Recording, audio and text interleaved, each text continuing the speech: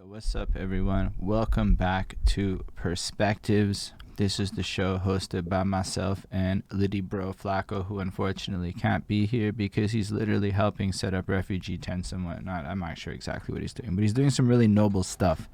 So unfortunately, he will not be here with us, at least at this part. But we are, in fact, joined by Mr. YaBoyClip, and we're going to talk to him. We're going to talk to him and get to know him a little bit. As y'all who watch may know, Flacko likes to run through this little bit of an introduction bit. So in the spirit of him not being here, we are going to go ahead and do what we can to make sure that we do the introduction part as right as we can. So Flacko would like to usually starts it off with our origin story of sorts. So he describes a bit how this came to be. So this is basically while he was doing the Littyyy Bro Volume 1 album run. He like ended up working with an engineer in Montreal, and I'm in Montreal myself. So when this man's went ahead and shared one of the tracks, which is not a common thing he does, as Flacko puts it, he's a bit of a New Yorker. You don't tend to put on like that because it's not really like the right moves, etc. So with that, it's like I checked the song, I thought it was super dope, and at the time I was really pushing album reviews, so I did a little album review, and Flacko saw it and he was like, this is dope, which led to us doing an interview. And when he describes it, he uses words like therapeutic and why has nobody asked me these questions before, and kind of stuff like that, to which he then will go on to describe it how he, you know, being a typical New Yorker, he's going to go find something dope and make sure to tell all the homies. So he decided to do a show with me. We started running it, and he's basically been getting the homies in to come through and go through the experience, get their stories down on all of that. That's kind of how we got started. Then he, launches off with the questions where he basically would go, YaBoyClip, before we get into it for reals, can you just take a quick second to let us know who you are and what you do, where you're from, and where your parents are from? Okay. What up, y'all? You already know what it is. If you don't know, it's YBC, YaBoyClip. Straight out of Bed-Stuy, Brooklyn. I'm a cameraman, I'm a battle rapper, I'm an engineer, graphic designer, artist. I kind of be trying to do everything. You can say that. They call me Mini Market Clip. I got a lot of things in store. My family, my pop's from Augusta, Georgia, land in Augusta, Georgia, and my mom, she's from New York. So that's basically the origins. I had everything kind of And where do you got the ball up and running, you know what I'm saying? But I do a lot of stuff for We Go Hard, done stuff for Queen of the Ring, URL, Dipset, thisis50.com, and a couple of other projects and stuff. So we're definitely going to run through that. But you, from what I can tell, you're born in Brooklyn, or you start off your life around there? All right. Yeah, I was born in Harlem, then I was raised in Brooklyn. Awesome. So with that, it's super important to contextualize a bit for like the proper first opening question, which is where I usually come in. And this is a bit of a story. When it lands, we can start talking and getting into it for real. And this starts off with my girlfriend, and she's washing the dishes one time, and she's got her phone open and she's playing that Black Eyed Peas song. The I got a feeling. Ooh. She's vibing, she's dancing, she's doing her thing. But what really struck me about it is I was looking at her and I'm like, when did this song become chores music? Right? Because like this song is now like something you put on when you like doing the dishes, or maybe you're working out, or you're doing some kind of boring thing in your life and you're trying to elevate the mood a little bit to have a bit more fun. So I thought about that, and I'm like, it's crazy because this song, if you run it back 10 years, is like the highlight of the night song. People's like super drunk. Everybody's having a great time. The whole vibe of this track is completely different. 10 years goes by. The song doesn't change at all. But because our lives have changed so much, it's now kind of evolved into chores music, which I thought was super nifty because it got me thinking about the little ones as they're all out clubbing, and they have no idea that what they're bumping right now is about to be the soundtrack of their chores music in the future of their lives. And it's like, I know that because their club music's the kind of shit I still want to put on when I'm doing dishes and whatnot. It's just kind of how it works as we get a little bit older with that.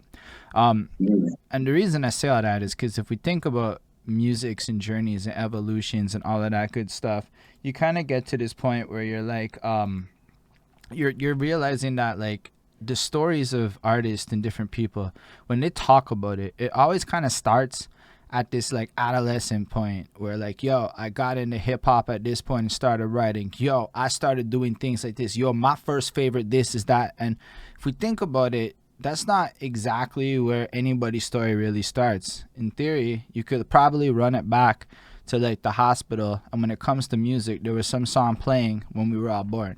So from that point on, we absorbing different musics and sounds, and especially when we super young and we have like no control over anything. Like I can remember being like 5 years old, and my dad has like these gray boxes, the amp and the fucking radio and the tape deck and all these wires going out to these different speakers, and he'd be busting his Led Zeppelin tapes, and at night he'd have like live. Yeah, that's the old school stuff. That'd be like, but then like nighttime will come around and it's like club music straight from the clubs of 90s Montreal things busting over on the radios. My mom's, she was more into like discos and musicals and other vibes, but all this shit just kind of created like a whole bunch of different sounds and environments, and then in the car it would be a different thing, and all of this is before I had any say in what I listen to, yet it influences us so much and carries over to like our adult lives so often.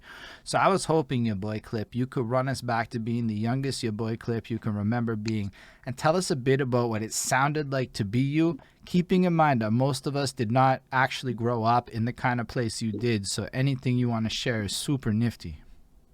Well, growing up, like music definitely played a role. It ain't play a strong role in the beginning of my life. Like I said, I can't go back to like, I was more of a 90s. I'm gonna just say a 90s. 90s was really that's when I really got in tune with the music. You know what I'm saying? Like, especially I can't really remember detail from young. Like my parents, they wasn't like musically inclined. We didn't play a lot of music in the house. So you kind of had to, like I said, back then you kind of had to be at your friend's house to kind of know what certain music things and joints and songs and stuff like that. But definitely early 90s, it was more Onyx, definitely Jay-Z, definitely Cameron's back in the days. It was really a Birding, Manos, Little Kim, Biggie Smalls. Like it was just a mecca of that. Especially when you back in the days, like, a lot of people don't go outside no more, but back in the days, everybody used to go outside, used to go to the party, go to Coney Island. You can really find, like you said, different sounds, different vibe, different energies, different placement, different hoods, play different music and stuff like that. So growing up, it was really, once I listened to, I was really more focused on underground artists. I wasn't really a crazy mainstream. There was a lot of guys from people like Fred the Godson, God bless his soul. He was one of the people that I grew up on. Like that's when I really say, yo, this music is this is different. It's about rhyming, it's about lyrics, it's about content, it's about metaphors, it's about punchlines. Like that was the type of stuff like that caught my attention, where I wanted to see what really was the essence of that. And as I got older into the music in the 90s, then I kind of went back to the 80s. Into that, but I wanted to still like, because you end up doing a lot more than just making music with the designs and the video. Yeah. Music is just like something I just do. Like it's not like a number one goal. It's just something I always been talented at. So that's what I kind of. So like when you were younger though, were you into stuff like drawing? Like what kind of other stuff were more of your passions than before you got? Actually, the only thing I was really doing was playing basketball. Like, no lie. Like, that was really it. Like, that was my goal. That was my dream. That was my safe haven. That was if I'm having a bad day, I'm just going outside playing ball from 12 o'clock in the afternoon to 10 o'clock at night with some of my friends from the neighborhood, or we going to different hoods and play. So, music, battle rap, video, all of this other stuff that people see now never crossed my mind. Never crossed my mind. So it's really just straight, honestly, basketball. Battle rapping slowly came into what our battle friends here and there, but it was really mainly basketball. That was my first love. So basically you're playing basketball, and then all of a sudden, like, what makes you kind of develop more of an interest? I know you said like Fred the Godson, but how are you, like, is it just like this organic, like you out and about and you just hear some shit and you go, what's that? Or is it more like your friends put you onto the radio? Like, how do you actually like get into actually, it? like I said, just being around some of my friends like that. Shout out to my man. I had a best friend called DJ BK Stone, still my guy to this day and everything. Like that was the person who really made me understand hip hop. Like I know about music, but I didn't know about hip hop. He was the only like we were still youth, 18, 17, but he will be DJing his whole block cassette tapes, like for real, like taking the tissue out, putting the tissue up in it, recording it, stopping it to get certain songs on the radio just to have a collection playlist for events, parties, and I used to just see him with a whole bunch of crates, and that's when I started to find out about the Temptations, all of this other stuff, different sounds, different sampling and stuff like that. So when I really got into the basketball, basketball is part of music as well too. Basketball is part of music is probably one of the basketball's biggest inspirations on being in the locker room. Listen to Eminem Lose Yourself. Just about to get ready to play basketball, but you just want to be confident. You just want to have a certain energy, you know what I'm saying? And sometimes that music back in the day was preparing me for high school games, summer youth games, tournament games, and stuff like that. So that definitely played 100% great role in that. And then what came with everything else is I used to record at the studios, and I used to just watch my engineer fall asleep. I used to just watch him, like, we'll go to the studio, we'll record, we have to come back, because sometimes it's not mixed the way we want. So I just said, yo, why am I spending money when I could just kind of figure this out? I mean, how are you getting into studios in the first place? Like, is it just because of, like, you're in school and other people are doing this? Like, how do you actually get introduced into this world beyond just, like, parties or whatnot? Actually, I got around to the studio, like, back in the day with my best friend, like I said, right, but we didn't have no studio.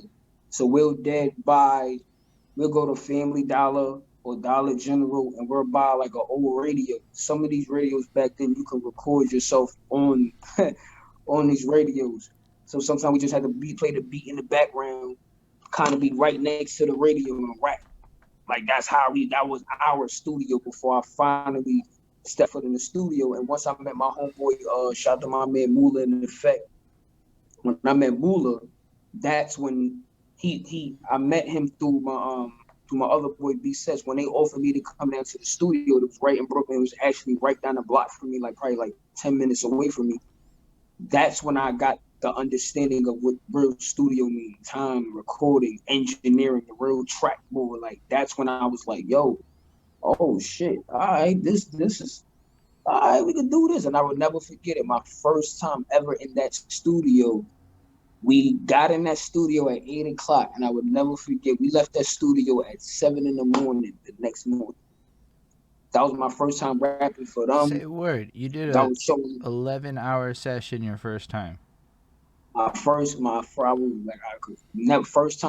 Remember, never forget it. We recorded 17 tracks that night. They booked a session for us. They just kind of wanted to see what we could do, because like I said, my homeboy, he was dating my sister.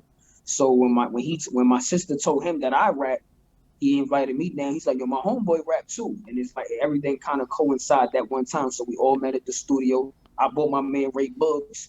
Since he bought his right hand man, we all kind of coincide right there. And from that point, that's when I started recording.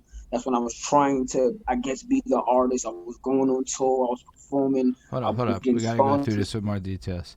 This is interesting shit. So first of all, it's pretty damn incredible that you banged out effectively a 17-track whatever in one session on your first time going in. Like, you must have been practicing hella hard. Oh yeah, yes, 100%. Because back then, that's why I said kind of battle rap played a great role. Because back then you had to have. I was from the era where you have to have your rhymes on deck. If I'm in Montreal and we chilling, and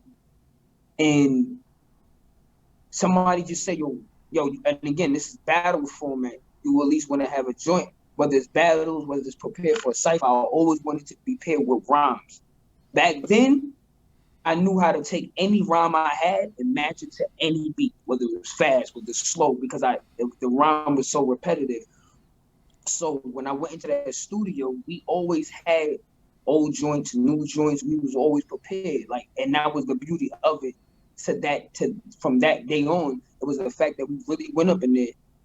We had to impress them, especially knowing the fact that the guy was dating my sister at the time. I really wanted to showcase, like, I'm really nice, bro. Like, I rap. Like, I don't make music. I just rap. Like, I'm a liberty. You're gonna hear some bars. You're gonna hear some stuff. back in the day. So once I got into that was my safe haven. Like that was when I took the music. Let me try to become an artist.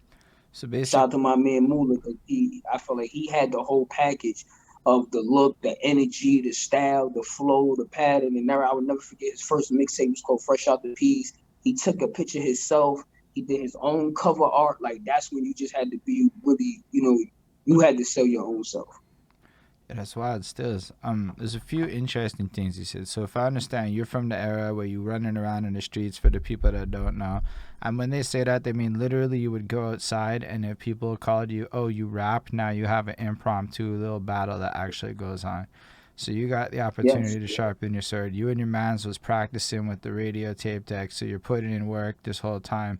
You just Yes. practicing. You're really onto that underground shit. That's what you're exposed to, so that's what's inspiring you, pushing that bar stuff. But then what was Yep. super nifty is how you described the studio.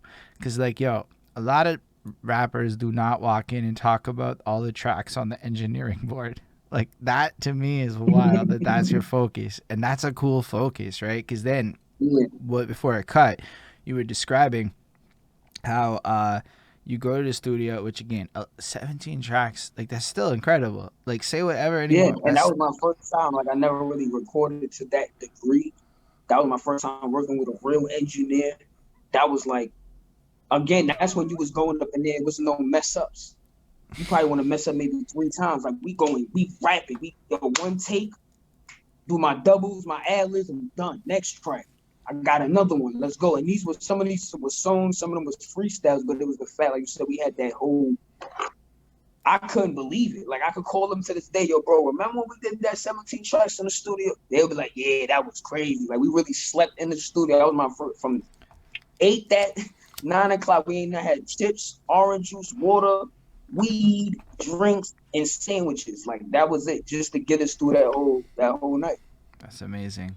That's incredible within itself. But then, as you were describing this process, what really struck me was how you were like, but at the same time, I was kind of like not interested in paying these people, and maybe this guy was Oh yeah, falling asleep, which is crazy to think that if an engineer fell yeah. asleep on me, I'd lose my shit. I'm not even gonna lie. That's my yeah, and I don't blame him because again he was working with a lot of artists. He was Mm. like a lot of Jamaican artists. Like, and again, them sessions is a long session. I do engineering myself, so sometimes that definitely can get overwhelming. But I also realize like if I'm figuring this out, I can make somewhat of a profit. Like, why would not? And again, I have no problem with paying the next man for their services, but that's what you're paying them for. But then I also felt like in the back of my mind, as probably a year went past, I'm like, I could kind of do this myself.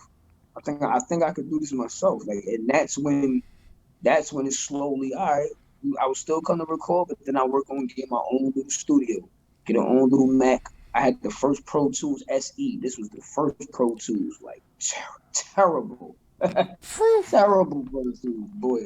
If you ever had a shot to anybody out there who ever used a Pro Tools SE, that's when you only had like a couple of tracks. It only have a couple of plugins, and you really just had to do. We made magic. We made magic off that journey and stuff like that. But that's when it came into play because, like I said, I didn't want